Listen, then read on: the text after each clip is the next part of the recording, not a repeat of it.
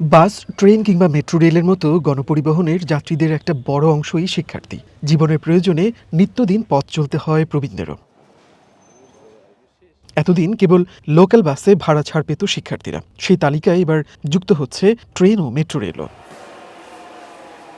সরকারি সিদ্ধান্ত অনুযায়ী ট্রেন ও মেট্রো রেলে শিক্ষার্থী, প্রতিবন্ধী ও ৬৫ ঊর্ধ্ব নাগরিকদের ভাড়া ২৫% কমানো হবে। মঙ্গলবার প্রধানমন্ত্রী তারেক রহমানের সাথে বৈঠক শেষে সড়ক পরিবহন মন্ত্রী জানান, আসছে ঈদের আগেই এ সিদ্ধান্ত কার্যকর করার চেষ্টা করছে সরকার। নির্বাচনী ম্যানিফেস্টো যেটা ছিল, ইশতেহারে ছিল যে আমরা যারা শারীরিক প্রতিবন্ধী, যারা বয়স্ক অর্থাৎ 65+ সিনিয়র সিটিজেন, আর হচ্ছে স্টুডেন্ট যারা, তাদের জন্য দূরপাল্লার যে আমাদের ট্রেন আছে ইন্টারসিটি এবং আমাদের মেট্রো রেল, সেখানে আমরা 25% ভাড়া ডিসকাউন্ট করব।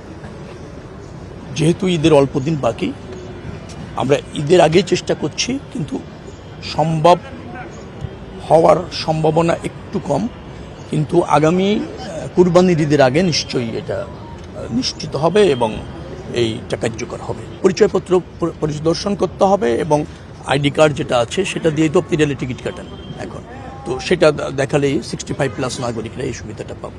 আর যারা একটু ডিসেবল আছেন তাদেরও তো ওই মন্ত্রণালয় থেকে কার্ড দেওয়া আছে, যারা ডিসেবল পিপল, তারা ওই কার্ড দেখে এই সুবিধাটা পাবে। ভবিষ্যৎ হোক নিরাপদ, বিনিয়োগ হোক বিশ্বস্ত, আর আমার পছন্দ সল্ট বে। ওয়েলকাম টু সল্ট বে। দুয়ারে করা নাড়ছে ঈদ উল ফিতর। নতুন সরকারের সামনে ঈদ যাত্রা নির্বিঘ্ন করার চ্যালেঞ্জ।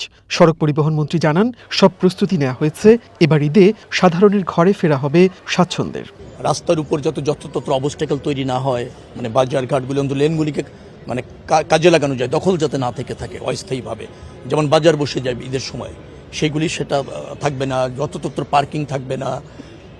ঈদে গণপরিবহনে বাড়তি ভাড়ার নৈরাজ্য ঠেকাতে সরকার এবার কঠোর অবস্থানে থাকবে বলেও জানান মন্ত্রী। প্রয়োজনে বাসের ফিরতি ট্রিপে সড়ক ও সেতুর টোল না নেওয়ার কথাও ভাবছে সরকার।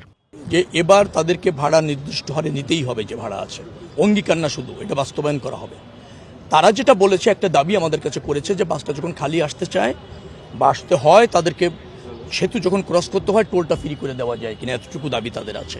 এবং বাকিটা তারা অঙ্গীকার করেছে যে তারা ভাড়া বাড়াবে না, যাত্রী সেবার মানও ঠিক রাখবে, যানজট যাতে না হয়, টিকিট যেটা আছে সেটাও তারা স্বচ্ছতার সাথে আপনার সেল করবে। চাঁদ দেখা সাপেক্ষে 21 মার্চ পবিত্র ঈদ উল ফিতর।